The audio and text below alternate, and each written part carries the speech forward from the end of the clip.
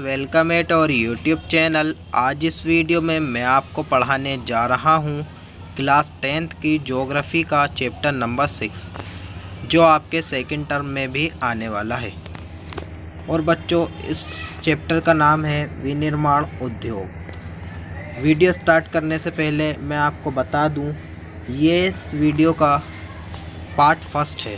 तो चलिए वीडियो को स्टार्ट करते हैं। सबसे पहला टॉपिक है आपका विनिर्माण का महत्व, यानी कि विनिर्माण की इम्पोर्टेंस क्या होती है। बच्चों, इसमें हमें ये बताना है। तो विनिर्माण आमतौर पर बच्चों विकास, जो आर्थिक विकास होता है उसकी रीढ़ की हड्डी जैसा होता है। एक तरीके से रीढ़ होता है आर्थिक विकास का। ठीक है, ये कृषि के आधुनिकीकरण में भी सहायक होता है और कृषि के रोजगार पर भी निर्भरता कम करता है। ये कौन करता है बच्चों? विनिर्माण उद्योग। ठीक है, और इसका थर्ड पॉइंट लिखेंगे आप, गरीबी तथा बेरोजगारी को भी में भी सहायक है विनिर्माण उद्योग।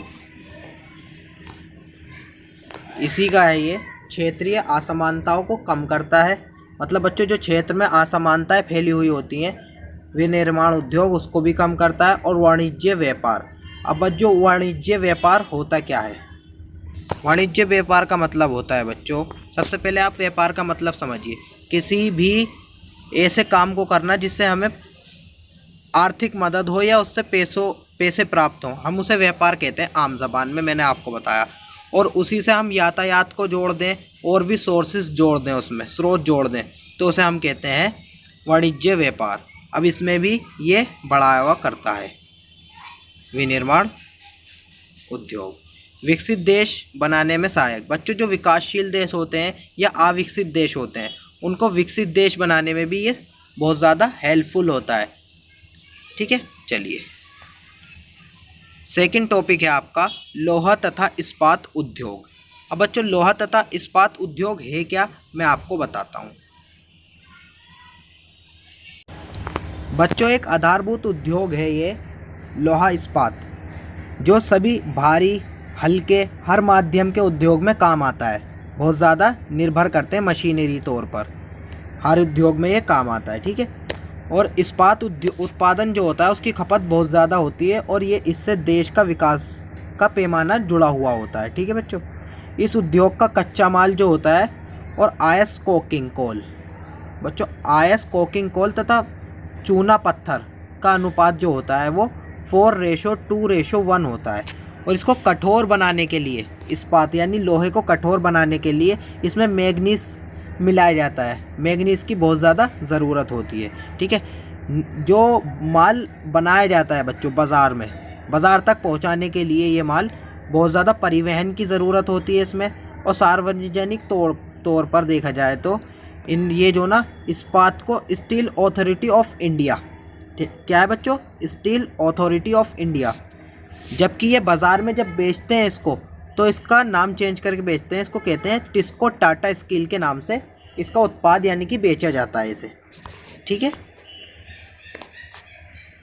लोहा इस्पात उद्योग। बच्चों, लोहा इस्पात उद्योग पूर्ण सामान्य विकास नहीं कर पाया।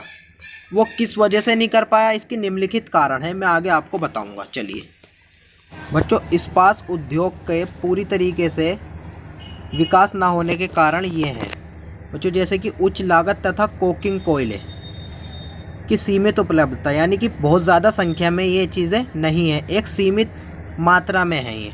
ठीक है, कम श्रमिक उत्पादकता सही है, कम मजदूर हैं और उत्पादकता भी कम है इसकी। ठीक है, तीसरा पॉइंट है इसका ऊर्जा की अनियमित आपूर्ति, मतलब ऊर्जा बहुत ज़्यादा नष्ट होती है इससे। अविकसित अवसंरचना। अब आपका आता है थर्ड टॉपिक। उसका थर्ड टॉपिक का नाम है औद्योगिक प्रदूषण तथा पर्यावरण निम्नीकरण।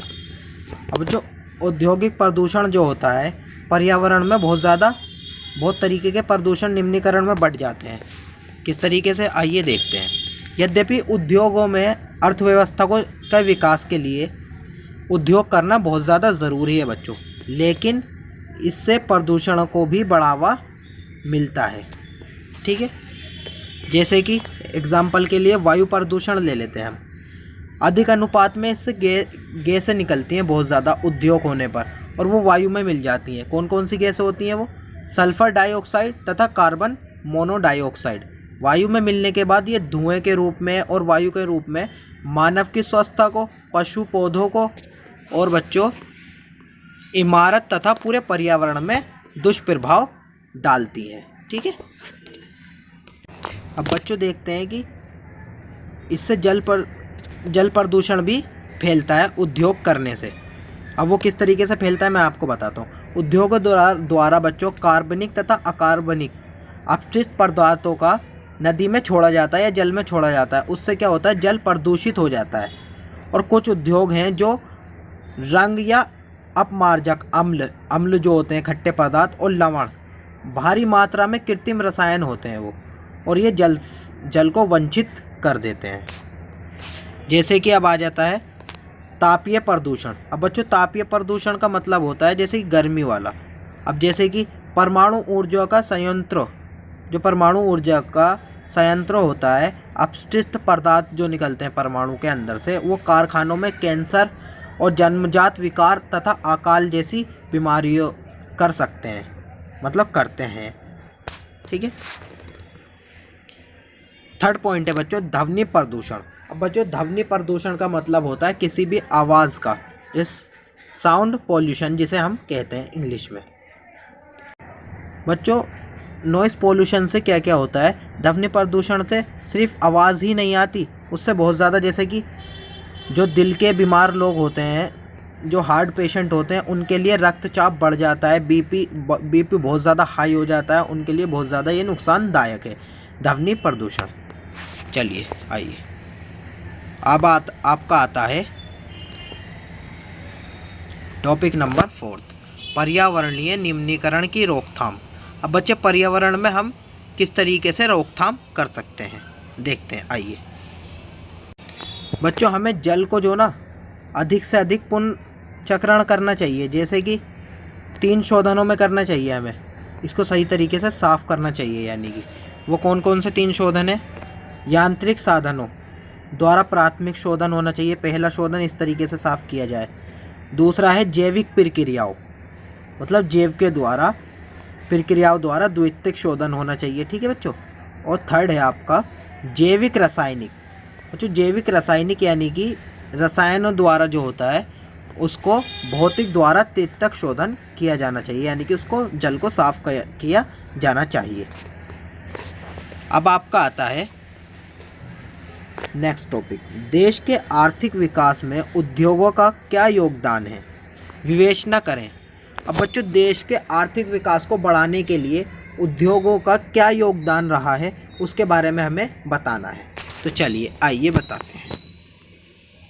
बच्चों देश के आर्थिक विकास में उद्योगों का योगदान निम्नलिखित रहा है, यानी कि बहुत ज़्यादा है। चलिए, जैसे कि उद्योग किसी भी देश के अर्थव्यवस्था और उनके लोग जो होते हैं उनके जीवन में बहुत ज़्यादा महत्वपूर्ण भूमिका अदा करता है उद्योग जो होता है। और बच्चों ये च्योगो नहीं है, ये मिस्टेक हुई है, ये उद्योग है। ठीक है, यहाँ लिख देता हूँ उद्योग द्वारा क्या होता है बच्चों, देश की एक बड़ी संख्या जो होती है, जो बेरोजगार होती है, उनको काम करने के अवसर प्राप्त होते हैं और वो अपनी ज़िंदगी चला पाते हैं अच्छी तरीके से। चलिए, इसी का ही थर्ड पॉइंट है बच्चों इसी टॉपिक का। बच्चों ये उद्योग यहाँ पर लिखा हुआ है उद्योगों के द्वारा बच्चों लोगों की जो जीवन यापन में रोज़मर्रा की चीज़ें, ज़रूरत की चीज़ें होती हैं, उनका निर्माण किया जाता है, उनको बनाया जाता है, यानी कि ठीक है, उनका निर्माण किया जाता है। और उद्योग लोगों की दैनिक आवश्यकताओं को पूरा करता है, यानी कि वो काम करते हैं फिर अपना दैनिक यापन चलाते हैं, अपनी ज़िंदगी को अच्छी तरीके से चलाते हैं। और बच्चों एक महत्वपूर्ण पॉइंट है इसका, उद्योग के द्वारा बच्चों, अगर उद्योग के द्वारा निर्मित वस्तुओं को हम देश विदेश में भेज कर विदेशी मुद्रा कमा सकते हैं। ठीक है बच्चों, उद्योग को हम बनाते हैं सबसे पहले, फिर उसको विदेश में बेचकर हम विदेशी मुद्रा भी कमा सकते हैं, जिससे हमारे राष्ट्रीय धन में वृद्धि होती है। तो आज के लिए इतना ही। Best of luck. Vande Mataram. Thank you.